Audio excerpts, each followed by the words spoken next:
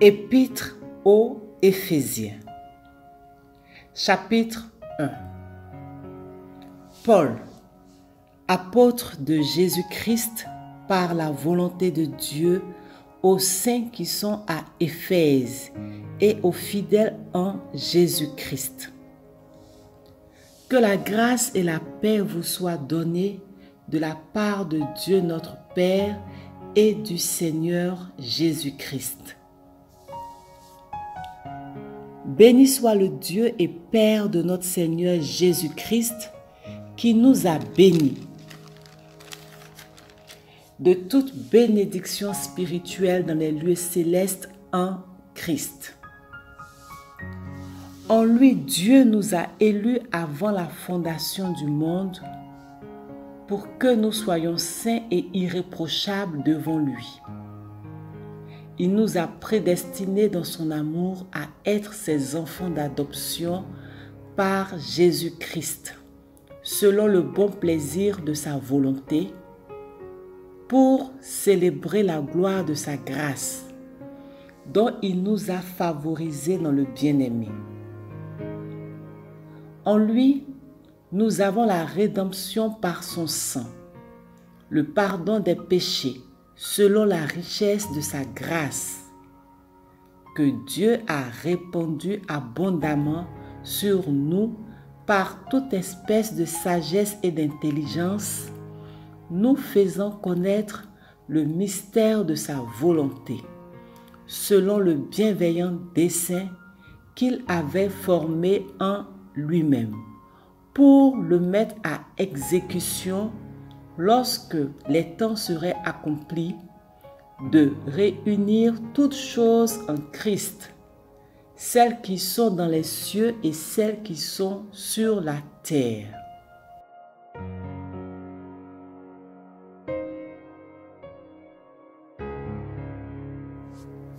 En lui, nous sommes aussi devenus héritiers, ayant été prédestinés suivant le plan de celui qui opère toutes choses d'après le conseil de sa volonté, afin que nous servions à célébrer sa gloire, nous qui d'avance avons espéré en Christ. En lui vous aussi, après avoir entendu la parole de la vérité, l'évangile de votre salut, en lui vous avez cru et vous avez été scellés du Saint-Esprit qui avait été promis, lequel est un gage de notre héritage pour la rédemption de ceux que Dieu s'est acquis, pour célébrer sa gloire. C'est pourquoi moi aussi, ayant entendu parler de votre foi au Seigneur Jésus et de votre amour pour tous les saints, je ne cesse de rendre grâce pour vous. Je fais mention de vous dans mes prières, afin que le Dieu de notre Seigneur Jésus-Christ, le Père de gloire, vous donne un esprit de sagesse et de révélation dans sa connaissance. Qu'il illumine les yeux de votre cœur, pour que vous sachiez quelle est l'espérance qui s'attache à son appel. Quelle est la richesse de la gloire de son héritage qu'il réserve aux saints? Et quelle est envers nous qui croyons l'infinie grandeur de sa puissance, se manifestant avec efficacité par la vertu de sa force. Il a déployé en Christ, en le ressuscitant des morts et en le faisant asseoir à sa droite dans les lieux célestes, au-dessus de toute domination, de toute autorité, de toute puissance, de toute dignité et de tout nom qui peut être nommé, non seulement dans le siècle présent, mais encore dans le siècle à venir. Il a tout mis sous ses pieds et il a donné pour chef suprême à l'Église, qui est son corps, la plénitude de celui qui remplit tout en tous. Chapitre 2.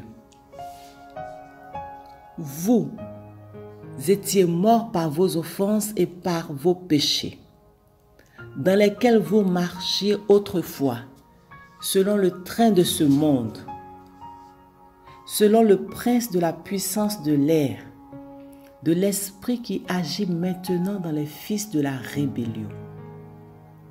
Nous tous aussi, nous étions de leur nombre, et nous vivions autrefois selon les convoitises de notre chair, accomplissant les volontés de la chair et de nos pensées. Et nous étions par nature des enfants de colère comme les autres. Mais Dieu qui est riche en miséricorde, à cause du grand amour dont il nous a aimés, nous qui étions morts par nos offenses, nous a rendus vivants avec Christ. C'est par grâce que vous êtes sauvés. Il nous a ressuscités ensemble et nous a fait asseoir ensemble dans les lieux célestes en Jésus-Christ, afin de montrer dans les siècles à venir l'infinie richesse de sa grâce par sa bonté envers nous en Jésus-Christ. Car c'est par la grâce que vous êtes sauvés, par le moyen de la foi. Et cela ne vient pas de vous, c'est le don de Dieu. Ce n'est point par les œuvres, afin que personne ne se glorifie. Car nous sommes son ouvrage, ayant été créés en Jésus-Christ pour de bonnes œuvres, que Dieu a préparées d'avance, afin que nous les pratiquions. C'est pourquoi, vous autrefois païens dans la chair, appelés incirconcis par ceux qu'on appelle circoncis et qui le sont en la chair par la main de l'homme. Souvenez-vous que vous étiez en ce temps-là sans Christ, privés du droit de cité en Israël, étrangers aux alliances de la promesse, sans espérance et sans Dieu dans le monde. Mais maintenant en Jésus-Christ, vous qui étiez jadis éloignés, vous avez été rapprochés par le sang de Christ. Car il est notre paix, lui qui des deux n'en a fait qu'un, et qui a renversé le mur de séparation, l'inimitié, ayant anéanti par sa chair la loi des ordonnances dans ses prescriptions. Il a voulu créer en lui-même avec les deux un seul homme nouveau, en établissant la paix, et les réconcilier avec Dieu l'un et l'autre en un seul corps, par la croix, en détruisant par elle l'inimitié. Il est venu annoncer la paix à vous qui étiez loin, et la paix à ceux qui étaient près. Car par lui les uns et les autres, nous avons accès auprès du Père dans un même esprit.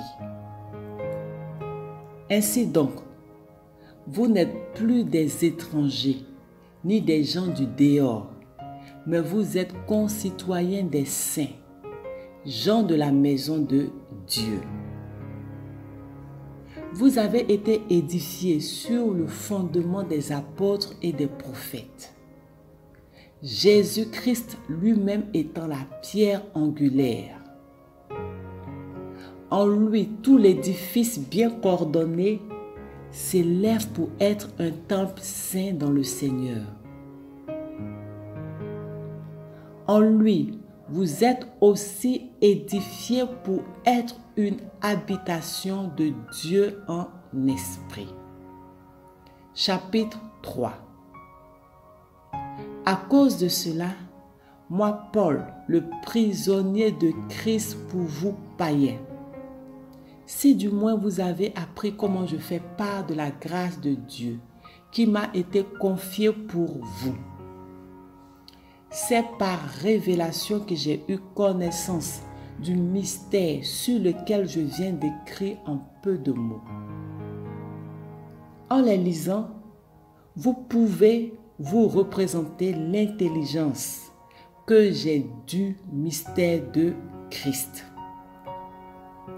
Il n'a pas été manifesté aux fils des hommes dans les autres générations, comme il a été révélé maintenant par l'Esprit aux saints apôtres et prophètes de Christ. Ce mystère, c'est que les païens sont co-héritiers, forment un même corps et participent à la même promesse en Jésus-Christ par l'Évangile, dont j'ai été fait ministre selon le don de la grâce de Dieu, qui m'a été accordé par l'efficacité de sa puissance. À moi qui suis le moindre de tous les saints, cette grâce a été accordée d'annoncer aux païens les richesses incompréhensibles de Christ et de mettre en lumière le moyen de faire connaître le mystère caché de toute éternité en Dieu qui a créé toutes choses. C'est pourquoi les dominations et les autorités dans les lieux célestes connaissent aujourd'hui par l'Église la sagesse infiniment variée de Dieu, selon le dessein éternel qu'il a mis à exécution par Jésus-Christ notre Seigneur. En lui, nous avons par la foi en lui la liberté de nous approcher de Dieu avec confiance. Aussi, je vous demande de ne pas perdre courage à cause des afflictions que j'endure pour vous. Elles sont votre gloire.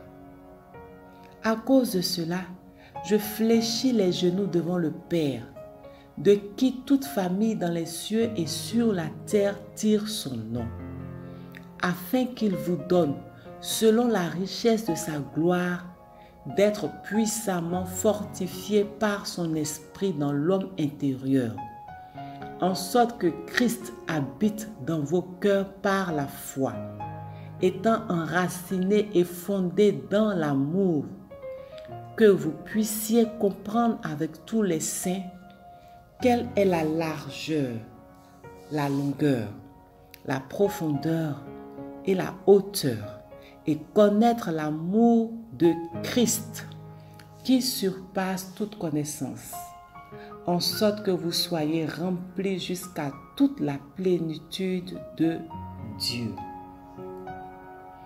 Or à celui qui peut faire, par la puissance qui agit en nous, infiniment au-delà de tout ce que nous demandons ou pensons, à lui soit la gloire dans l'Église et en Jésus-Christ dans toutes les générations, au siècle des siècles. Amen.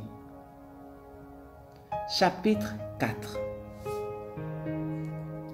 Je vous exhorte donc moi, le prisonnier dans le Seigneur, à marcher d'une manière digne de la vocation qui vous a été adressée, en toute humilité et douceur, avec patience, vous supportant les uns les autres avec amour, vous efforçant de conserver l'unité de l'esprit par le lien de la paix. Il y a un seul corps et un seul esprit, comme aussi vous avez été appelés à une seule espérance par votre vocation. Il y a un seul Seigneur, une seule foi, un seul baptême, un seul Dieu et Père de tous, qui est au-dessus de tous et parmi tous et en tous. Mais à chacun de nous, la grâce a été donnée selon la mesure du don de Christ. C'est pourquoi il est dit, étant monté dans les hauteurs, il a emmené des captifs et il a fait des dons aux hommes. Or, que signifie il est monté, sinon qu'il est aussi descendu dans les régions inférieures de la terre? Celui qui est descendu, c'est le même qui est monté au-dessus de tous les cieux, afin de remplir toutes choses. Et il a donné les uns comme apôtres, les autres comme prophètes, les autres comme évangélistes, les autres comme pasteurs et docteurs, pour le perfectionnement des saints en vue de l'œuvre du ministère et de l'édification du corps de Christ, jusqu'à ce que nous soyons tous parvenus à l'unité de la foi et de la connaissance du Fils de Dieu, à l'état d'homme fait à la mesure de la stature parfaite de Christ. Ainsi, nous ne serons plus des enfants, flottant et emportés à tout vent de doctrine, par la tromperie des hommes, par leur ruse dans les moyens de séduction. Mais en professant la vérité dans l'amour, nous croîtrons à tout égard en celui qui est le chef, Christ. C'est de lui et grâce à tous les liens de son assistance que tout le corps, bien coordonné et formant un solide assemblage, tire son accroissement selon la force qui convient à chacune de ses parties et s'édifie lui-même dans l'amour. Voici donc ce que je dis et ce que je déclare dans le Seigneur. Vous ne devez plus marcher comme les païens, qui marchent selon la vanité de leurs pensées. Ils ont l'intelligence obscurcie. Ils sont étrangers à la vie de Dieu à cause de l'ignorance qui est en eux, à cause de l'endurcissement de leur cœur. Ayant perdu tout sentiment, ils se sont livrés au dérèglement pour commettre toute espèce d'impureté jointe à la cupidité. Mais vous, ce n'est pas ainsi que vous avez appris Christ. Si du moins vous l'avez entendu, et si conformément à la vérité qui est en Jésus, c'est en lui que vous avez été instruits à vous dépouiller par rapport à votre vie passée, du vieil homme qui se corrompt par les convoitises trompeuses, à être renouvelé dans l'esprit de votre intelligence et à revêtir l'homme nouveau, créé selon Dieu dans une justice et une sainteté que produit la vérité. C'est pourquoi renoncez aux mensonges et que chacun de vous parle selon la vérité à son prochain. Car nous sommes membres les uns des autres. Si vous vous mettez en colère, ne péchez point, que le soleil ne se couche pas sur votre colère. Et ne donnez pas accès au diable. Que celui qui dérobait ne dérobe plus, mais plutôt qu'il travaille, en faisant de ses mains ce qui est bien, pour avoir de quoi donner à celui qui est dans le besoin. Qu'il ne sorte de votre bouche aucune parole mauvaise, mais s'il y a lieu quelques bonnes paroles qui servent à l'édification et communiquent une grâce à ceux qui l'entendent. N'attristez pas le Saint-Esprit de Dieu, par lequel vous avez été scellés pour le jour de la rédemption. Que toute amertume, toute animosité, toute colère, toute clameur, toute calomnie et toute espèce de méchanceté disparaissent du milieu de vous. Soyez bons les uns envers les autres, compatissants, vous pardonnant réciproquement comme Dieu vous a pardonné en Christ. Chapitre 5. Devenez donc les imitateurs de Dieu, comme des enfants bien-aimés, et marchez dans l'amour à l'exemple de Christ, qui nous a aimés et qui s'est livré lui-même à Dieu pour nous, comme une offrande et un sacrifice de bonne odeur. Que la débauche, ni aucune impureté, ni la cupidité ne soient pas même nommées parmi vous, ainsi qu'il convient à des saints. Qu'on n'entende ni paroles grossières, ni propos insensés ou équivoques, choses qui sont contraires à la bienséance. Qu'on entende plutôt des actions de grâce. Car sachez-le bien, aucun débauché ou impur ou cupide, c'est-à-dire idolâtre, n'a d'héritage dans le royaume de Christ et de Dieu. Que personne ne vous séduise par de vains discours, car c'est à cause de ces choses que la colère de Dieu vient sur les fils de la rébellion. N'ayez donc aucune part avec eux. Autrefois, vous étiez ténèbres, et maintenant vous êtes lumière dans le Seigneur. Marchez comme des enfants de lumière, car le fruit de la lumière consiste en toutes sortes de bonté, de justice et de vérité. Examinez ce qui est agréable au Seigneur et ne prenez point part aux œuvres infructueuses des ténèbres, mais plutôt condamnez-les. Car il est honteux de dire ce qu'ils font en secret. Mais tout ce qui est réprouvé apparaît en pleine lumière, car tout ce qui est ainsi manifesté est lumière. C'est pour cela qu'il est dit, « Réveille-toi, toi qui dors. Relève-toi d'entre les morts et Christ t'éclairera. » Prenez donc garde afin de vous conduire avec circonspection, non comme des insensés, mais comme des sages. Rachetez le temps, car les jours sont mauvais. C'est pourquoi ne soyez pas inconsidérés, mais comprenez quelle est la volonté du Seigneur. Ne vous enivrez pas de vin, c'est de la débauche. Soyez au contraire remplis de l'esprit. Entretenez-vous par des psaumes, par des hymnes et par des cantiques spirituels,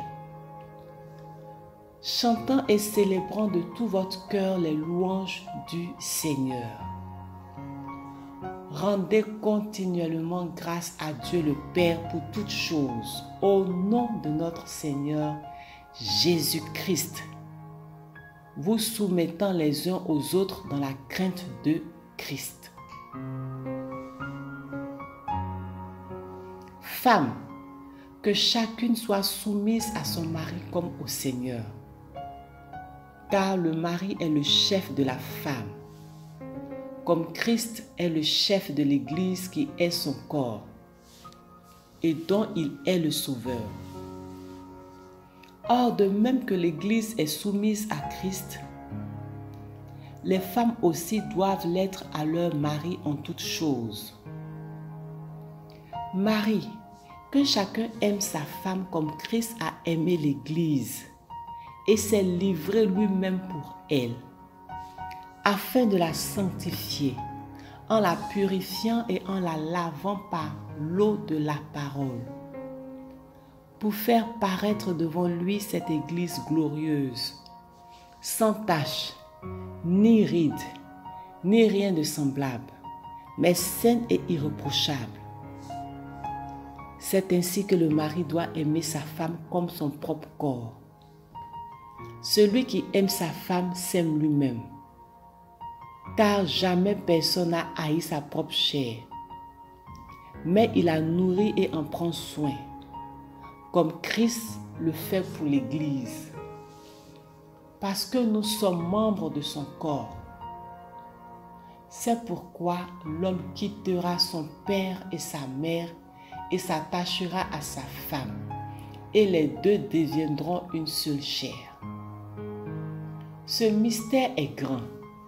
J'ai dit cela par rapport à Christ et à l'Église. Du reste, que chacun de vous aime sa femme comme lui-même et que la femme respecte son mari. Chapitre 6. Enfants, obéissez à vos parents selon le Seigneur, car cela est juste. Honore ton père et ta mère. C'est le premier commandement avec une promesse, afin que tu sois heureux et que tu vives longtemps sur la terre. Et vous, pères, n'irritez pas vos enfants, mais élevez-les en les corrigeant et en les instruisant selon le Seigneur.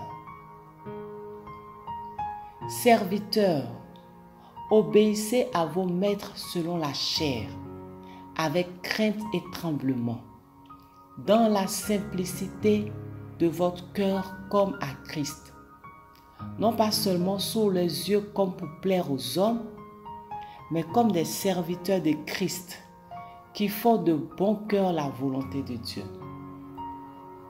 Servez-les avec empressement comme servant le Seigneur et non des hommes, sachant que chacun, soit esclave, soit libre, recevra du Seigneur selon ce qu'il aura fait de bien.